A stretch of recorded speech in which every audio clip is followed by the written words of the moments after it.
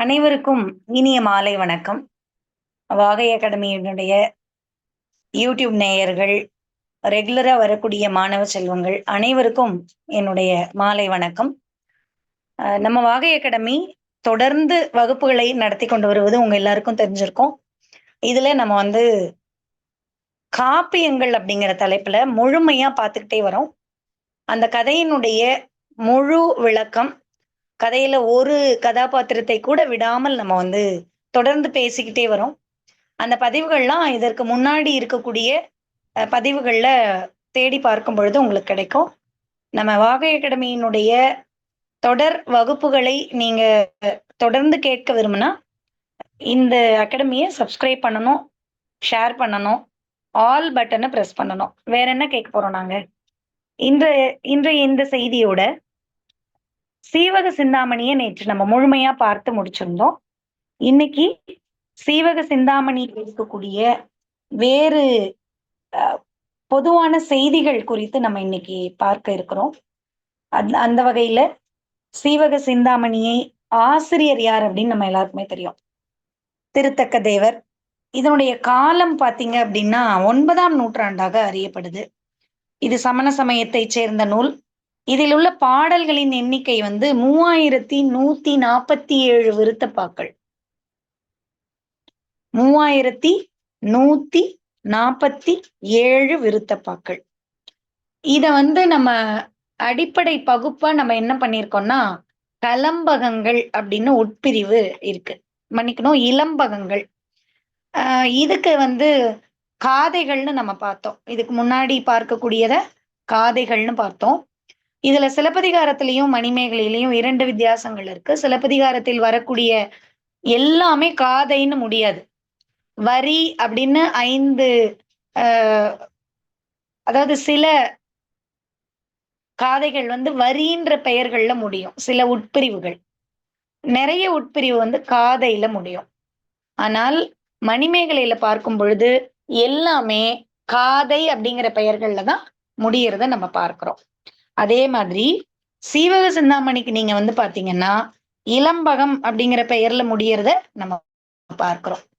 இப்போ தண்டி அலங்காரம் உட்பிரிவுகளாக படலம், காதை, இன்னொன்னு பரிச்சேதம்னு ஒண்ணு குறிச்சிருக்கோம். ஆனால் அந்த பெயரை இதுவரை தமிழ் இலக்கியங்கள் எதுவும் எடுத்தாளவில்லை. இந்த செய்தியோட இன்னைக்கு நம்ம சீவக சிந்தாமணியினுடைய ஒவ்வொரு இளம்பகத்தின் செய்தியை நம்ம சுருக்கமா பார்த்திடலாம். முதல்ல அவன் திருமணம் பண்ற மணமகள் யார் அப்படின்னா காந்தர்வ தத்தையார். அவங்கள எப்படி சீவகன் திருமணம் பண்ணிக்குவான் அப்படின்னா, யாழிசையில வென்று திருமணம் பண்ணிக்குவான். அடுத்தது குணமாலை. குணமாலைய மத யானை துரத்திக்கிட்டு வரும். அந்த மத யானையை பார்த்தா அவ பயந்து போயிருவா. இவளை பிளான் பண்ணி அது துரத்தாது, அது ஓடி வரும். இவ பயந்து போயிருவா. அப்ப அவளை அந்த மத யானையை அடக்கி அவளை காப்பாத்துவான். அதன் மூலமாக அவளை திருமணம் செஞ்சுக்குவான். அடுத்தது பதுமை. பதுமையார நம்ம எல்லாருமே கதையை கேட்கும் போதே நம்ம பார்த்தோம். பாம்பின் விடம் நீக்கி சீவகன் பதுமையை காப்பாற்றி திருமணம் செஞ்சுக்குவான். கேமசரியாரை எப்படி திருமணம் செஞ்சுக்குவான்னா, பார்த்தவுடன் காதல் கொண்டு அவளை மணப்பான். கனகமாலையாரை வில்வித்தை கற்பித்து கனகமாலையை திருமணம் செஞ்சுக்குவான். அவளுடைய சகோதரர்களுக்கு வில்வித்தை கத்துக் கொடுப்பான். விமலையாரை எப்படி கல்யாணம் பண்ணிப்பான்னா, பந்தாடிக்கிட்டு இருக்கிற விமலையாரை திருமணம் பண்ணிக்குவான். அடுத்ததா இலக்கணையார். இலக்கணையாரை எப்படி திருமணம் பண்ணிக்குவான் அப்படின்னா, மாமன் மகள் இவனுக்கு, அதனால அவளை திருமணம் செஞ்சுக்குவான். அதுக்கப்புறம் மண்மகள் இளம்பகம்னு ஒரு தலைப்பு வரும். அந்த தலைப்புல ஏன் அப்படி தலைப்பு கொடுத்துருக்காங்கன்னா, கட்டியங்காரனை வென்று மண்மகளை மணந்தான். மண்மகளை மணந்தான்னா நம்ம மண்மகள் என்பது நிலத்தை மணமகளாக உருவகப்படுத்தியிருக்காரு அவரு. அதனால அது மண்மகள் இளம்பகம் அப்படின்னு சொல்லியிருப்பாரு. அடுத்தது கோவிந்தையார் இளம்பகம்னு 2வது இளம்பகம் இருக்கும். அது யாருது அப்படின்னு பாத்தீங்கன்னா, தன்னுடைய நண்பன் பதுமுகனுக்கு அந்த நந்தட்டனுடைய மகள் கோவிந்தையாரை திருமணம் செய்தல்.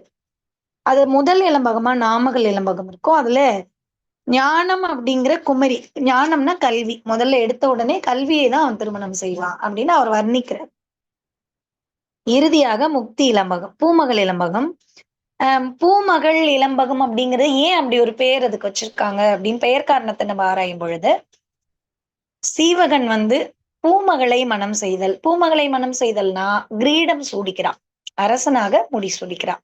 அதனால பூமகள் இலம்பகம் அப்படின்னு அதுக்கு பெயர் வந்துச்சு. அடுத்ததா முக்தி இலம்பகம், இறுதியாக ஞானம் பெற்று சமண சமயத்தில் தன்னுடைய உறவுகளோடு எல்லா மனைவியரையும் சேர்த்து துறவரம் மேற்கொள்ற காட்சியை கடைசி இலம்பகத்துல நம்ம பார்க்கிறோம். சரி, இது இல்லாம இந்த நூல்ல வேற என்னென்ன செய்திகள் இருக்கு அப்படின்னு பாக்குறோம். இந்த 13 இலம்பகங்களுமே ஒரு மனத்தை குறித்து, மனம்னா நான் இந்த இடத்துல திருமணத்தை குறிக்கிறேன், திருமணத்தை குறித்து பேசுவதனால இது மனநூல் என்கின்ற பெயரை உடையதாக மாறுது. அந்த வகையில பொருத்தப்பாடுடைய பெயராக இந்த மனநூலை சொல்லலாம். அடுத்தது சிந்தாமணியின் சரிதம் சிதர்ந்தேன் அப்படின்னு திருத்தக்க தேவர் சொல்றார். சிந்தாமணியின் சரிதம் சிதர்ந்தேன் அப்படின்னு சொல்றதுனால இதற்கு அவர் இட்ட பெயர் என்ன அப்படின்னு பாத்தீங்கன்னா சிந்தாமணி. சரி, சிந்தாமணின்னா என்ன? நினைத்ததை தரும் ஆற்றல் மிக்கது சிந்தாமணிக்கல். இப்போ கற்பக மரத்துக்கு கீழே போய் நின்னீங்கன்னா கற்பக விருட்சம் சொல்லுவாங்க. அத என்ன நினைக்கிறீங்களோ அது நம்ம கைக்கு கிடைச்சிரும். அது போல நாம் நினைத்ததை தரக்கூடியது சிந்தாமணிக்கல். அந்த இலக்கிய வளங்கள் இதுல அதிகமா இருக்கிறதுனால, நாம் நினைப்பதை விட நிறைய இலக்கிய வளங்கள் இருக்கிறதுனால இதுக்கு சிந்தாமணின்னு பெயர் வச்சது பொருத்தம்னு சொல்றார். சீவகன் பிறந்த பொழுது விசையை என்ன சொல்றாங்கன்னா சீவ, அதாவது நீடூழி வாழ்க அப்படின்னு வாழ்த்துறாங்க. இத நம்ம கதையிலேயே பார்த்தோம். அதனாலதான் அந்த கதை தலைவனுக்கு பெயர் சீவகன், சீவக சிந்தாமணி அப்படின்னு இவங்களுக்கு பெயர் வருது. சரி, இப்ப இந்த சீவக சிந்தாமணி தோன்றிய கதை, இப்ப நம்ம தமிழ் திரைப்படங்கள்லாம் எடுத்தோம்னா திரைப்படம் உருவான கதைன்னு நம்ம ஒண்ணு பார்ப்போம். அந்த மாதிரி இது ஒரு தோன்றிய கதை. என்னன்னு பாத்தீங்கன்னா, மதுரை திரமிழச் சங்கத்தை சேர்ந்தவர் யாருன்னா திருத்தக்க தேவர். அந்த சங்கத்துல சமண துறவியர்களுக்கு காமச்சுவை ததும்ப காப்பியம் யாராலையும் எழுத இயலாது அப்படின்னு எல்லாரும் பேசுறாங்க. உடனே ஆசிரியர் என்ன பண்றாருன்னா இந்த கூற்று தவறுன்னு மறுக்க விரும்புறாரு. தன்னுடைய ஆசிரியரான அச்சனந்தி கிட்ட போய் திருத்தக்க தேவர் கேட்கிறார். இந்த அச்சனந்தி எங்க வராருன்னு உங்க எல்லாருக்குமே தெரியும். சீவகனுடைய ஆசிரியர் பெயராக அச்சனந்தி தன்னுடைய ஆசிரியர் பெயரை தான் திருத்தக்க தேவர் வைப்பார். அச்சனந்தி என்ன பண்றாருன்னா, சரி தூரத்துல ஒரு நரி ஓடிட்டு இருக்கு, அந்த நரியை பாடுக அப்படின்னு சொல்றாரு. உடனே திருத்தக்க தேவர் என்ன பண்றாருன்னா, இளமை, யாக்கை, செல்வம் இந்த நிலையாமையை விளக்கும் வகையில நரி விருத்தம் அப்படின்னு ஒரு காப்பியத்தை பாடுறார். அப்போ விருத்தப்பாவில் எழுந்த முதல் நூல் அல்லது முதல் காப்பியம் அப்படின்னு கேட்டா நம்ம டக்குன்னு என்ன பண்ணிடுவோம், இதுக்கு வந்துருவோம். சீவக சிந்தாமணி. நரி விருத்தம் அப்படின்னு இருந்தா முதல்ல நம்ம நரி விருத்தம் தான் சொல்லணும். அதுல கொடுத்திருக்கிற ஆப்ஷன்ஸ பார்க்கணும். விருத்தப்பாவில் எழுந்த முதல் நூல் அப்படின்னு ஒரு வினா வந்ததுன்னா நம்ம கை வேகமா சீவக சிந்தாமணிக்கு போய் தொடும். ஏற்கனவே நம்ம ஒவ்வொரு பாடங்கள்லயும் இந்த மாதிரி நுண்மையான வேறுபாடுகளை சிந்திச்சு பார்த்து அதுக்கப்புறம் தான் பாடத்தை நம்ம நடத்திக்கிட்டு வரோம். இது இல்லாம நம்ம மாணவர்களுக்கு வினாக்களை அனுப்பி வைக்கும் போது இந்த மாதிரி நுண்மையான வேறுபாடுகளை வலியுறுத்தி தான் வினாக்களை அமைக்கிறோம். வகுப்புல தேர்வு எழுதுற மாணவர்களுக்கு அது தெரியும். அதற்கான விடைகளையும் நம்ம உடனே அமைச்சிடுறோம். சரி, அந்த வகையில முதல் விருத்தப்பாவில் அமைந்த நூல் அப்படின்னு கேட்டா நரிவிருத்தத்தை தான் சொல்லணும். இத நரிவிருத்தத்தை பார்த்த உடனே அச்சனந்தி முனிவர் என்ன செய்யறாருன்னா, சரி நீங்க காமச்சுவை மிகுந்த காப்பியத்தை பாடுங்க அப்படின்னு தேவர் திருத்தக்க தேவருக்கு அனுமதி குடுத்துடுறாரு. ஒரு 8 நாள்ல இவர் இந்த பாடலை பாடி முடித்ததாக ஒரு செய்தி இருக்கு. சரி. இப்போ நூல் அரங்கேற்றம் நடக்குது. பொதுவாவே ஒரு சிறப்பான காரியத்தை எவரேனும் செய்துட்டா, கூடியிருக்கிறவங்களால மனம் பொறுக்கவே முடியாது. இதைப் போலவே கூட இருக்கிற புலவர்களால மனம் பொறுத்துக்க முடியல. உடனே அவங்கலாம் என்ன பண்றாங்கன்னா, ஒரு தேவர், அதுவும் துறவி, எப்படி காமச்சுவை மிகுந்த இந்த பாடல எழுத முடியும்னு கேட்குறாங்க. உடனே பழுக்க காய்ச்சிய இரும்பை கையில் பிடித்து, அவரோட கை எதுவுமே ஆகல. அப்படி தன்னை நிரூபிக்கிறார் திருத்தக்க தேவர். நிரூபித்து தன் மன தூய்மையை அந்த உலகுக்கு அறிவித்து இந்த நூலை அரங்கேற்றம் செய்தார் அப்படின்னு சொல்வாங்க. சரி. இப்ப நம்ம இதுல 2 விஷயங்கள தெரிஞ்சுக்கிட்டோம். இது என்னென்ன இது உட்பிரிவு என்னென்ன இருக்கு? ஏன் இந்த நூலுக்கு மணநூல்? என்னென்ன செஞ்சு அந்த பெண்களை அவன் திருமணம் பண்ணிக்கிறான்? 8 மகளிரை அவன் திருமணம் பண்றான். அதுல முதல் மகளிரை மீண்டும் ஒரு முறை சொல்லிர்றேன். காந்தர்வதத்தை, குணமாலை, பதுமை, கேமசரி, கனகமாலை, விமலை, சுரமஞ்சரி, இலக்கணை. இந்த பெண்களை எல்லாம் அவன் திருமணம் செய்து கொள்வதற்கு பின்புலமாக இருந்தது எதுன்னு நம்ம முதல்ல பார்த்துட்டோம். இப்படி அவன் ஏன் எல்லா பெண்களையும் திருமணம் செய்யணும் அப்படின்னு கேட்டீங்கன்னா, தன்னுடைய நாட்டை மீட்பதற்கு வேற வழி அவனுக்கு தெரியல. அதனால அவன் பல பெண்களை திருமணம் செய்து, அந்த அரசர்கள் எல்லாம் இவருக்கு துணையாக நாட்டை மீட்பதற்கு உதவியாக இருப்பதற்காக தான் அவன் இந்த வேலையை செய்வான். இந்த செய்தியை நம்ம பார்த்துட்டு அடுத்ததா சீவக சிந்தாமணியில வேற என்னென்ன செய்திகள் வந்திருக்கு அப்படிங்கிறத திறனாய்வு நோக்குல பார்க்கிறோம். ஏற்கனவே நம்ம 2 வகுப்புகள்ல முழுமையா ஒரு வரி விடாமல், ஒரு கதாபாத்திரம் விடாமல் நம்ம கதைய பார்த்துட்டோம். இப்ப என்ன பார்க்கிறோம்னா, திறனாய்வு கருத்துகள், அது தொடர்பான கருத்துக்கள பார்த்துக்கிட்டே வரோம். அந்த வகையில இளமை நிலையாமை, இன்பம் நிலையாமை, செல்வம் நிலையாமை, இந்த 3 நிலையாமைகளை இது உணர்த்துது.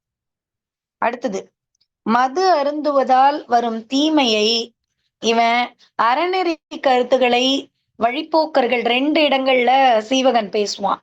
அப்படி உணர்த்தி இருக்காரு நம்ம திருத்தக்க தேவர். அடுத்தது, இந்த தமிழில் வந்த மிகப்பெரிய காப்பியமாக, முதல் விருத்த காப்பியமாக இது இடம்பெறுது. முதல் விருத்த நூலாக நரிவிருத்தம் இடம்பெறுது. சரி. இப்போ சிலப்பதிகாரத்துல விருத்தப்பாக்கள் இல்லையா அப்படின்னு கேட்டீங்கன்னா, காணல் வரி பாடல்கள்ல விருத்தப்பாக்களின் தோற்றம் கொஞ்சம் கொஞ்சமா இருக்கு.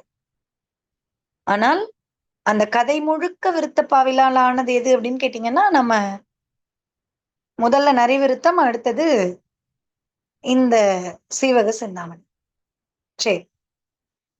சிந்தாமணியில் ஓர் அகப்பை முகந்து கொண்டேன் அப்படின்னு கம்பர் சொல்றதா ஒரு செவி வழி செய்தி உண்டு. சத்ரு சூடாமணி, ஸ்ரீபுராணம், கத்திய சிந்தாமணி, இந்த வடமொழி நூல்கள்ல சீவகனின் கதை இருக்கு. 3 வடமொழி நூலை நம்ம இப்ப சொன்னோம். சத்ரு சூடாமணி, ஸ்ரீபுராணம், கத்திய சிந்தாமணி. இது உரைநடை நூல். கத்திய சிந்தாமணின்றது உரைநடை. இப்ப இந்த நூல்கள்ல வரக்கூடிய சீவகனின் கதையை தழுவி எழுதப்பட்டதுதான் இந்த சீவக சிந்தாமணி. சரி. இப்போ நச்சினார்க்கினியர் சீவக சிந்தாமணிக்கு உரை எழுதியிருக்கிறது நமக்கு எல்லாருக்குமே தெரியும்.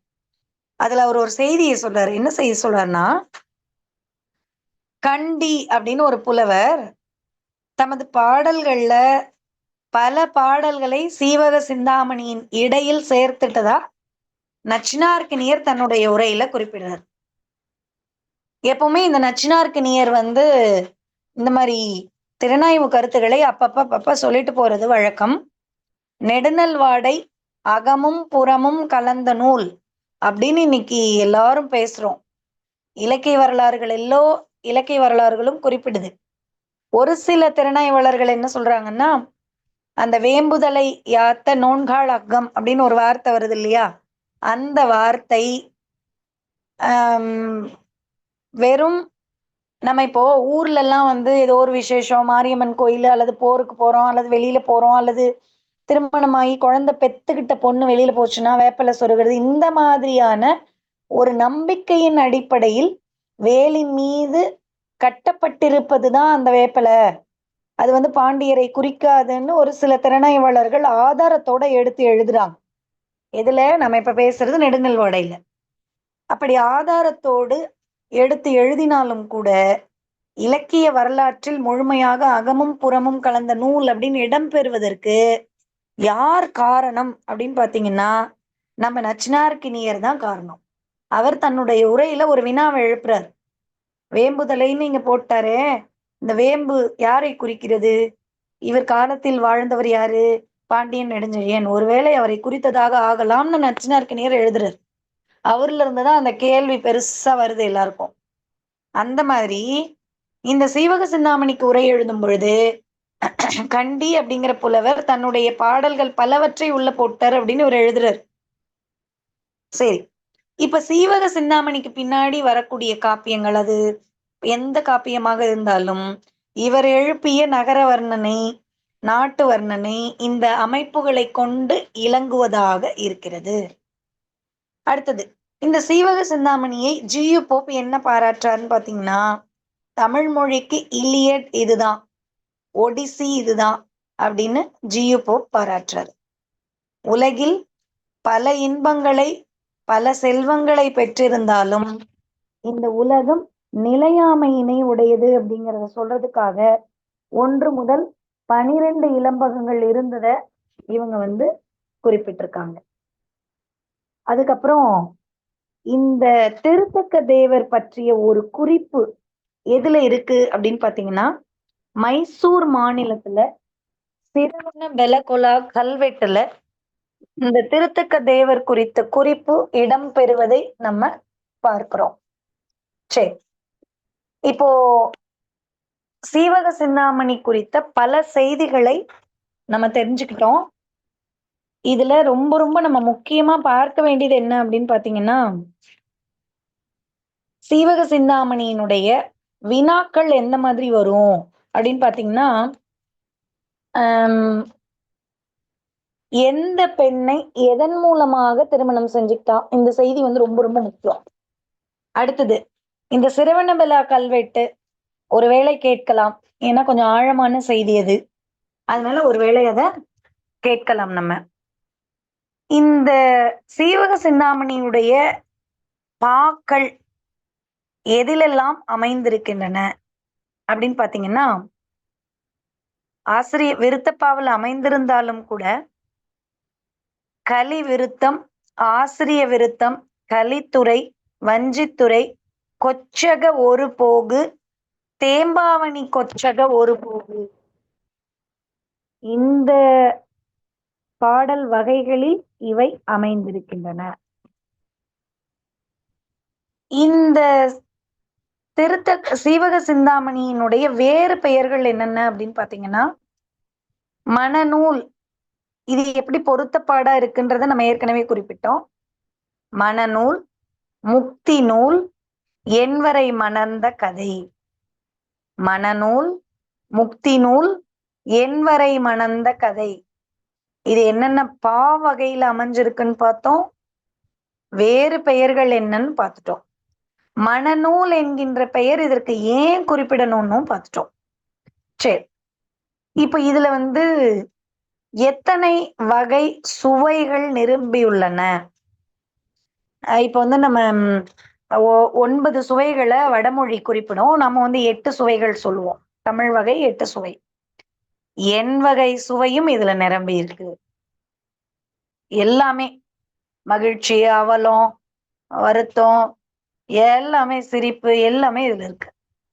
சரி, இந்த சீவக சிந்தாமணிக்கு முதல் நூல் அப்படின்னு எந்த நூலை குறிப்பிடுறாங்கன்னா, 3 நூல்கள் நம்ம சொன்னோம். அதுல ரொம்ப முக்கியமா சத்திர சூடாமணியை பின்பற்றி தான் நிறைய அமைஞ்சிருக்கு. சீவக சிந்தாமணியை பதிப்பித்தவர் யார் அப்படின்னு பாத்தீங்கன்னா, உ.வே.சா அவர்கள். இந்த சீவக சிந்தாமணி திருத்தக்க தேவரினுடைய வரலாற்றை பார்க்கும் பொழுது தீபங்குடி, இவருடைய ஊர் பெயர் தீபங்குடி. இவர் எந்த சங்கத்துல இருந்தாரு? திரமிழ சங்கம். ஆல்ரெடி நம்ம பார்த்துட்டோம். அது சமணர்களுடைய சங்கம். அதுல இவர் துறவி. 8 பெண்களை அவன் திருமணம் பண்ண 8 இளம்பகங்கள் நமக்கு தெரிஞ்சிருச்சு. அது இல்லாமல் ஒரு இளம்பகங்கள் என்னென்ன இருக்கு அப்படின்னு பாத்தீங்கன்னா, நாமகள் இளம்பகம்.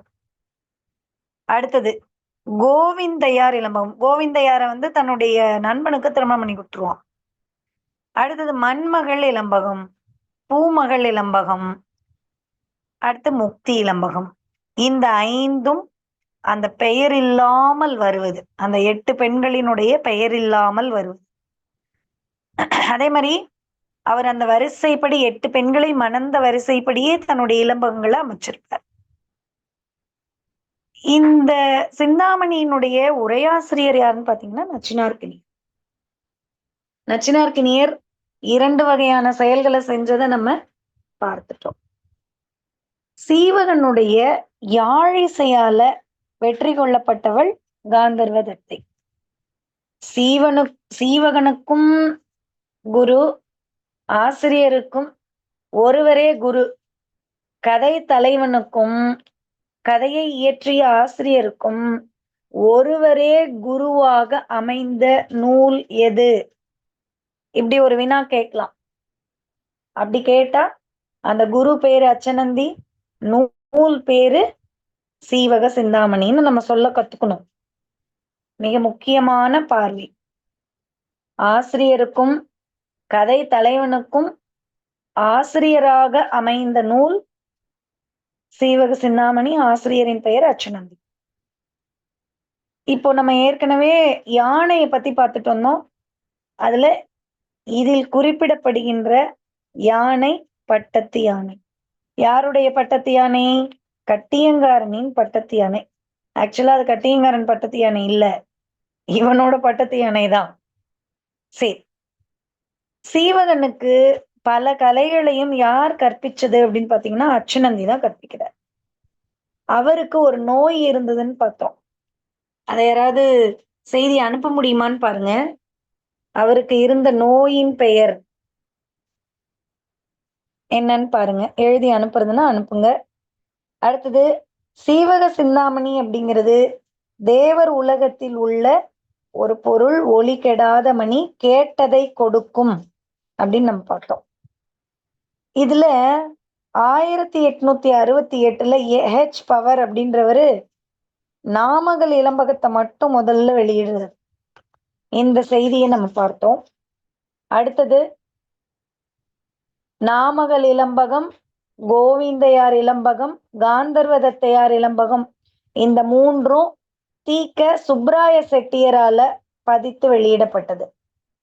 முதல் 5 இளம்பகங்கள் மட்டும் பா ராமசாமி அவர்களால 1883 வெளியிடப்பட்டது. அதுக்கப்புறம் சீவகனுக்கு விசையை சீவ அப்படின்னு வாழ்த்துறா அப்படிங்கிறத நம்ம சொன்னோம். 1887 தான் முழு நூலையும் நச்சினார்க்கினியரின் உரையோட பதிப்பு முதல்வர் உ.எ. சுவாமிநாத ஐயர் வெளியிடுறார். அசிரீரி என்ன பண்ணுது? சீவ அப்படின்னு குரல் வருது. அதை கேட்ட உடனே சீவகன் அப்படின்னு கந்து கடந்தா அவருக்கு அந்த பெயரை இடுகிறான். சீவக சிந்தாமணி என்ன வனப்பில் அடங்கும்? தொன்மை அப்படிங்கிற வனப்புல அடங்கும். தொன்மை அப்படிங்கிறது பழைய கதையை பொருளாக கொண்டு இயற்றப்படுகின்ற தொடர்நிலை செய்யுள். தொன்மைன்னா அதான் பழைய கதையை தனக்குள்ள வச்சிருக்கிறதுக்கு பேர் தான் தொன்மை என்னும் வனப்பு. அடுத்தது அம்மை, அழகு, தோல், இந்த 3 வனப்புகளும் இதுல உறுப்பாக வரும். கொஞ்சம் கொஞ்சம் அதனுடைய தன்மையும் இதில் இணைந்திருக்கிறது. சரி, இப்போ உலக பெரும் காப்பியங்களுள் ஒன்று அப்படின்னு போப் சொன்னாருன்னு நம்ம பார்த்தோம். இந்த கதை மூவா முதலா உலகம் ஒரு மூன்றும் ஏத்த அப்படின்னு தொடங்குது. மூவா முதலா உலகம் ஒரு மூன்றும் ஏத்த அப்படின்னு தொடருது. விருத்தப்பா சிலம்பினுடைய கானல் வரியில் இருந்தாலும் கூட அதை செம்மையாக பயன்படுத்தியவர் யார் அப்படின்னு கேட்டா, அதாவது சிறப்பா யார் பயன்படுத்தினாங்க அப்படின்னு கேட்டா, திருத்தக்க தேவரை தான் நம்ம சொல்ல முடியும். அவ்வளோ சிறப்பா அவர் தான் பயன்படுத்தியிருக்கார். இப்போ இந்த நாமகள் இளம்பகத்துல கனவு ஏதாவது வருதா? கனவு இதுலயும் வருது. என்ன கனவு? இத நம்ம படிக்கும் பொழுது ஒரு வார்த்தையில முடிச்சுட்டு போயிட்டோம். என்ன கனவு வரும் அப்படின்னு கேட்டீங்கன்னா, அடிமரம் காயுது, புதிய செடி தோன்றுது, 8 மாலைகள் அதுல இருக்கிறத நம்ம பார்க்கிறோம். இந்த கனவை யார் காண்பா அப்படின்னு பாத்தீங்கன்னா, விசயை கனவு காண்பா. இப்படியே நம்ம மனசு சிலப்பதிகாரத்துக்கு போயிடும். அதுலயும் நம்ம கனவு காண்றத பார்க்கிறோம். என்னென்ன கனவு? கண்ணகி கனவு காணுவா, கோவலன் காணுவான். அப்படி கனவுகளை ஒரு முன் அதாவது பின்னாடி நடக்க போறத முன்னாடியே சொல்ற ஒரு உத்தியாக ஆசிரியர்கள் பயன்படுத்தி இருக்கிறத நம்ம பார்க்கிறோம். இதே மாதிரி அருக பெருமானை ஓம் நமோ அரஹந்தானம் அப்படின்னு இவங்க வணங்கியிருக்காங்க. சிறை பறவை அப்படின்னு இதுல ஒரு பறவை குறிப்பிடப்படுது. அதற்கு என்ன அந்த பறவையின் பெயர்? வௌவால். நுழைச்சியர் அப்படின்னா நெய்தல் மகளிர்.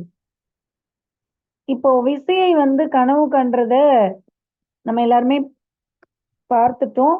8 மாலைகள் என்பது அந்த 8 பெண்களை குறிக்கும். அடிமரம் காய்தல் என்பது அவர் ராஜா இறக்க போறத குறிக்கும். இதுல நிறைய பாடல்கள் சிறப்பான பாடல்களாக அமைந்திருக்கு. அந்த செய்தியையும் நம்ம வகுப்பினுடைய இன்னும் கொஞ்சம் இறுதியில நம்ம அதுல பார்க்கலாம். அதுக்கப்புறம் காந்தர்வதத்தை பத்தி நம்ம நேத்தே பேசணும். அந்த காந்தர்வதத்தை மிக சிறப்பானவள், இசைக்கலையில் வல்லவள், மந்திர கலைகள்லாம் கற்றவள். இப்ப இந்த கோவிந்தையார் இளம்பகத்துல பாத்தீங்கன்னா ஒரு இசைக்கருவியின் பெயர் குறிப்பிடப்படுது. துத்தரி. அந்த இசைக்கருவியின் பெயர் துத்தரி. இந்த துத்தரிங்கிறது ஒரு கொம்பு. அதை ஊதி கொக்கரித்து சீழ்க்கை அடிக்கிறாங்களாம் வேடர்கள். இதற்கு எதிராக சங்கும் பறையும் கொம்பும் சீவகனிடமிருந்து முழங்குதான். இப்ப இந்த இடத்துல இசை செய்தியே சொல்லியிருக்காங்க. இப்போ நம்ம சீவக சிந்தாமணியில் இடம்பெறக்கூடிய இசைக்கருவி அப்படின்னு ஒரு வினா வருதுன்னா நம்ம என்னெல்லாம் சொல்லலாம்? துத்தரி சொல்லலாம், சங்கு, பறை, கொம்பு, இந்த 4ஐயும் நம்மளால குறிப்பிட முடியும். இப்போ நந்தகோபன் தன்னுடைய மகளுக்கு என்ன பரிசில் கொடுக்கிறான்? 2000 இளம் பசுக்கள், 7 பொற்பாவைகள். சரி, சீவகனுடைய நற்றாய் பெயர் என்ன? அப்பா பெயர் தெரியும் நமக்கு. தந்தை, எடுத்து வளர்ப்பு தந்தை கந்துக்கடன். அவளுடைய நற்றாய், அவனுடைய மனைவி சுனந்தை. சரி, இப்போ சீதத்தன் அடுத்து காந்தர்வதத்தையில அவங்க மகளிர், அவங்க பேர் என்ன அப்படின்னு பாத்தீங்கன்னா கழுலவேகன் தான் அவனோட தந்தை. இப்போ சீதத்தன்றவன் தான் இவனுக்கு உதவி செய்யறான். யாருக்கு? இந்த கழுலவேகனின் மகளாகிய காந்தர்வதத்தை இவ பார்த்து திருமணம் பண்ணிக்கிறதுக்கு உதவி செய்யறவன் யாருன்னா சீதத்தன் தான். இந்த மாதிரி நம்ம இதில் இருக்கக்கூடிய மகளிரின் பெயர்களை எல்லாம், அதாவது தந்தை, தாய், இவர்களின் பெயர்களை எல்லாம் நம்ம தொகுத்து எடுத்து வச்சுக்கணும். இப்போ இந்த சீதத்தனுடைய தந்தையார் மனைவி யாருன்னு பாத்தீங்கன்னா பதுமை. இவன் தான் என்ன பண்றான், அந்த கழுல வேகனுக்கும் இவ காந்தர்வதத்தை கூட்டிட்டு வந்து திருமணம் பண்ணி வைக்கிற வேலையை இவன் தான் செய்யறான். எல்லாருமே வந்து அந்த காந்தர்வதத்தை இளம்பகத்துல போட்டிக்கு வராங்க. தத்தையை மண்டபத்துக்கு அழைச்சிட்டு வராங்க. அவளை பார்த்த உடனே மக்கள் எல்லோரும் மயங்கி போறாங்க. அவ்வளோ பேரழகுடையவள் காந்தர்வதத்தை. அவ வந்து வீணை வாசிக்க வரும் பொழுது எல்லாரும் வந்து எப்படி இருக்காங்கன்னா, அரசர்கள் எல்லாம் தோற்று போறாங்களாம். கிண்ணற மிதுன பறவைகள் எல்லாம் மெய் மறந்து நிலத்தில் விழுதாம். அவளுடைய இசையை கேட்டு. அரசர்கள் பாடும் பொழுது அந்த பறவைகள்லாம் சிரிக்கிற மாதிரி வானத்துல பறந்து போகுது. தத்தை எப்பொழுது பாடுகிறாளோ அப்ப பறவைகள்லாம் திரும்ப வருதாம். அந்தணர்கள் வந்து போட்டியில கலந்துக்கிறாங்க, வணிகர்கள் கலந்துக்கிறாங்க, எல்லாரும் தோத்து போறாங்க. யார் மட்டும்தான் ஜெயிக்கிறா? நம்ம ஹீரோ சீவகன் மட்டும்தான் ஜெயிக்கிறான். இப்போ இந்த இடத்துல வேறு சம்பவங்களும் நடக்குது. அப்படி அந்த சம்பவங்கள் எல்லாமே எதை சொல்லுது அப்படின்னு பாத்தீங்கன்னா, அவனுடைய திறனை பேசுது. இந்த கதையை எழுதிய திருத்தக்க தேவரனுடைய இசை புலமையை இவர்கள் வாயிலாக நம்ம தெரிஞ்சுக்கலாம். சரி, அதே மாதிரி அனங்கமாலை அப்படிங்கிற ஒரு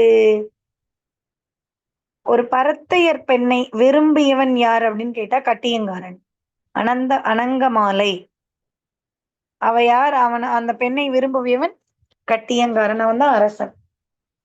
அந்த நாட்டை பொய்மையாக எடுத்துக்கிட்டான் இல்லையா அவன்.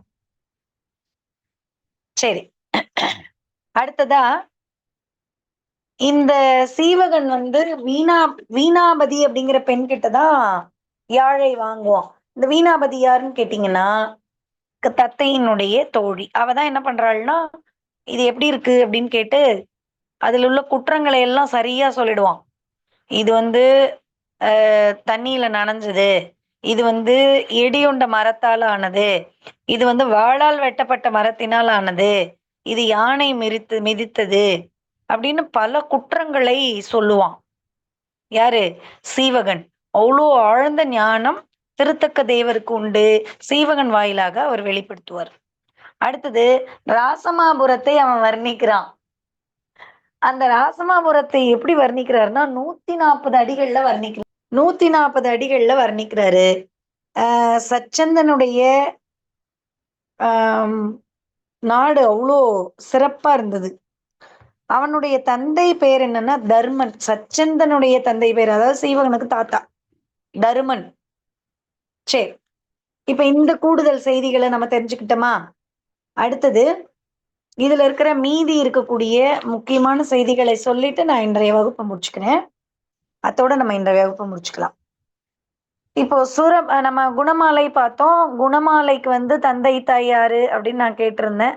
நீங்க தான் அதெல்லாம் கொஞ்சம் குறிப்பெடுக்கணும். தந்தை யாரு, தாய், அப்பதான் நீங்க மீண்டும் படிப்பீங்க. அதனாலதான் நான் அதை சொல்லாம இருக்கேன். இருந்தாலும் அப்பா குபேரமுத்திரன், அவங்க அம்மா வந்து வினயமாலை. அவர் குபேரமுத்திரர், அம்மா வினயமாலை. இவங்க சுரமஞ்சரிக்கு யார் வந்து பெற்றவர்கள் அப்படின்னு கேட்டீங்கன்னா குபேரதத்தன். இவங்க நற்றாய் வந்து சுமதி. சுரமஞ்சரியினுடைய நற்றாய் சுமதி. இவதான் என்ன பண்ணிக்கிறா, ஆண்களை பார்த்தாலே நான் கல்யாணம் பண்ண மாட்டேன்னு சொல்லிடுறா, அவர்களை பார்த்தாலே பிடிக்கலன்னு சொல்லிடுறா. ஏன்னா இவளுடைய சுண்ணம் வந்து தவறானதுன்னு சொன்னதுனால. இப்போ இந்த இதுலதான் குணமாலையார் இளம்பகத்துலதான் இவனுக்கு வந்து இவரு ஞாபகம் வர்றாரு. இவருடைய நட்பு கிடைக்குது, சுதஞ்சனனோட நட்பு. அவன் தான் 3 மந்திரங்களை சொல்றான். பஞ்ச நமஸ்கார மந்திரம், நாய் பிறப்பை நீங்கிதான் இந்த மந்திரங்களை குறிப்பிடுறான். அடுத்தது பதுமையார் இளம்பகம். இந்த பதுமையார் இளம்பகம் நம்மளுக்கு தெரியும். சந்திரோதயம்ன்ற மலை மேல அவன் ஏறுறான். இவன் தேடி இந்த பக்கமா போகும் பொழுது இந்த பதுமையினுடைய இவங்களெல்லாம் பாக்குறான். அண்ணனுங்களை பார்த்து பாம்பு கடியில இருந்து அவளை காப்பாத்தி பண்ணிடுறான். அடுத்தது அவளை திருமணம் செஞ்சுட்ட பின்னாடி கேமசரியார் அவளை திருமணம் பண்ணிக்க பாக்குறான். இதுல சீவகன் வந்து இந்த இளம்பகத்துலதான் வழிபோக்கர்களிடம் பேசுறான். அவர்கள்ட்ட என்ன சொல்றாருன்னா, நல்ல தானம், சீலம், நடுக்கமில்லாத தவம், இறை வழிபாடு இவைதான் எனக்கு மனைவி. இவற்றின் பயனாகிய நல்வினையே என் மகன். பாருங்க, திருமணம் பண்ணிக்கிறது நெறைய பெண்கள. வழிப்போக்கன்ட்ட நல்ல ஞானத்தை, சீலத்தை, நடுக்கமில்லாத தவத்தை, இறை வழிபாட்டை நான் பெற்றிருக்கிறேன். எனக்கு குழந்தை யாருன்னா நல்வினைன்னு சொல்லியிருக்கான். எதுல? கேமசரியார் இளம்பகத்துல. அதுல நாடு என்னன்னு பார்த்தீங்கன்னா, தக்க நாடு. சுபத்திரன் அவளோட அப்பா. நிப்புதி அவங்க அம்மா. இப்ப நம்ம தந்தை, தாயார் குறித்து பார்த்துட்டு வரோம். கனகமாலையார் இளம்பகத்துல அனங்கமாவினை இங்கேயும் வரா. இப்போ இந்த இடத்துல மத்திம நாடு அப்படிங்கிற நாட்டுல தான் இவனுக்கு வந்து கனகமாலையாரினுடைய நட்பு ஏற்படுது. இப்ப நந்தட்டன் இவங்கெல்லாம் தேடி இப்பதான் வராங்க இந்த கனகமாலையார் இளம்பகத்துல. இவங்களுக்கு வந்து திருமணம் ஆயிடுது கனகமாலைக்கும் இதுக்கும் இவனுக்கும். அந்த செய்தியை நம்ம பார்த்துட்டோம். இப்போ விமலையார் இளம்பகத்துக்கு வரோம். இதுல விசையை சந்திக்கிறான். இந்த இது கூட வினாவா நம்ம எழுதலாம். விமலையை அவன் சந்திக்குமா இளம்பகம் எது? தாயை சந்திக்கும் இளம்பகம் அப்படின்னு பாத்தீங்கன்னா, விமலையார் இளம்பகத்துல தான் விசையையே சந்திக்கிறான். மன்னிக்கணும், நான் விமலையன்னு சொல்லிட்டேன். விசையை சந்திக்கிறான். இந்த விமலையை அவன் எப்படி திருமணம் பண்ணிக்கிறான்னா, பந்தாடுதல் அவ பந்தாடிட்டு இருக்கும்போது பார்த்து திருமணம் பண்ணிக்கிறான். சாகரதத்தன் அப்படின்றவரு விமலையாரனுடைய தந்தை. அடுத்து சுரமஞ்சரியார். ஏற்கனவே சுரமஞ்சரியாரை நம்ம பார்த்துட்டோம். இறுதியாக கோவிந்தராசன். அவர் யாருன்னா விசையோட சொந்த தம்பி, தாய்மாமா இவனுக்கு. அந்த கோவிந்தராசனுடைய நாடு விதேக நாடு. இந்த விதேக நாட்டுக்கு போய் தான் இறுதியாக அவளை திருமணம் பண்ணிட்டு பல தீய நிமித்தங்கள் ராசமாபுரத்துல தோன்றுது. ஏன்னா அந்த நாடு வந்து சீவகன் கைக்கு வர்றதுனால. இப்போ கட்டியங்காரன் கோவிந்தராசனுக்கு காணிக்கைகள்லாம் கொடுத்து சண்டை போட வரக்கூடாதுன்னு எவ்வளவோ வேகம் பண்றான். ஆனால் எதுக்குமே இவர் அடங்கல. கோவிந்தராசன் வாரி மணாளன் அப்படிங்கிற வேழத்தையும், விசயம் அப்படிங்கிற தேரையும், பவனவேகம் அப்படிங்கிற புரவியையும் போக விடுறான். இந்த பெயர்களை குறிப்பெடுத்து வச்சுக்கணும். வாரி மணாளன், விசயம், பவனவேகம். ஏற்கனவே பட்டத்து யானை அவனுக்கு இருக்கிறத நம்ம பார்த்துட்டோம். இங்க பாருங்க, வாரி மணாளன் என்கின்ற யானை இருக்குது, அதையும் நம்ம பார்த்தாச்சு. சரி, இதெல்லாம் ரொம்ப ரொம்ப வெளியில அதிகமாக பகிரப்படாத ஒரு மதிப்பெண் வினாக்கள். ரொம்ப ரொம்ப முக்கியமான வினாக்களை நம்ம பேசிட்டு இருக்கோம். அசனி வேகம்ன்றது இதுல இருக்கிற யானை. அடுத்தது வளைய சுந்தரம்னு ஒரு யானையை அடக்கி மக்கள் துன்பத்தை போக்குவான் ஏமமாபுரத்துல. கடைசியா இவர் வந்து இந்த யானையை அனுப்புறார். யாரு? கோவிந்த ராசன் வந்து வாரிமலானன் அப்படிங்கிற யானையை அனுப்புறார். அப்போ சீவக சிந்தாமணியில் இடம்பெறக்கூடிய 3 யானைகள் பெயர் என்ன அப்படின்னு கேட்டா, எத்தனை யானைகள் இடம்பெறுதுன்னு கேட்டாலும் சொல்லணும். ஃபர்ஸ்ட் அசனி வேகம், வளைய சுந்தரம், இங்கே இப்போ கோவிந்தராசன் அனுப்பிய வாரிமணாளன். கடைசியா அந்த இந்த இதுல நடக்கக்கூடிய செய்தியை பார்த்துட்டு நம்ம வகுப்பை நம்ம இன்னைக்கு நிறைவு செஞ்சுக்குவோம். சுதஞ்சனனுக்கு கோயில் கட்டி அவன் உருவத்தை பொன்னால் அமைத்து பல ஊர்களை மக்களுக்கு தானமா கொடுக்குறான். சீவகனுடைய மகன் பெயர் சச்சந்தன். அவங்க அப்பாவின் நினைவா இடுறான்.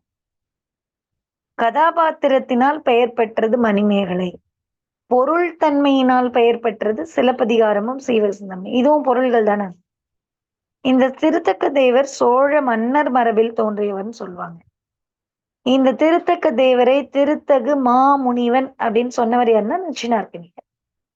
தமிழ் கடலில் பிறந்த வலம் புரியல்லவா சிந்தாமணி அப்படின்னு சொன்னவர் யாருன்னா எஸ்.டி. சர்க்குணர். சரி, இந்த கற்றறிந்த பெரியார் போல நெற்கதிர்கள் தலை கவிழ்ந்து காய்ந்தன அப்படின்னு சிந்தாமணி சொல்லுது. கைப்பொருள் கொடுத்தும் கற்றல் கற்றபின் கண்ணுமாம் அப்படின்னும் செந்தாமணி சொல்லுது. மீண்டும் இருக்கக்கூடிய இந்த தலைப்புகளை எல்லாம் சிற்றிலக்கியங்கள் குறித்து நாளைய வகுப்புல நம்ம பார்க்கலாம். இன்றைய வகுப்பை நம்ம இதோட நிறைவு செஞ்சுக்கலாம். நன்றி, வணக்கம் அனைவருக்கும்.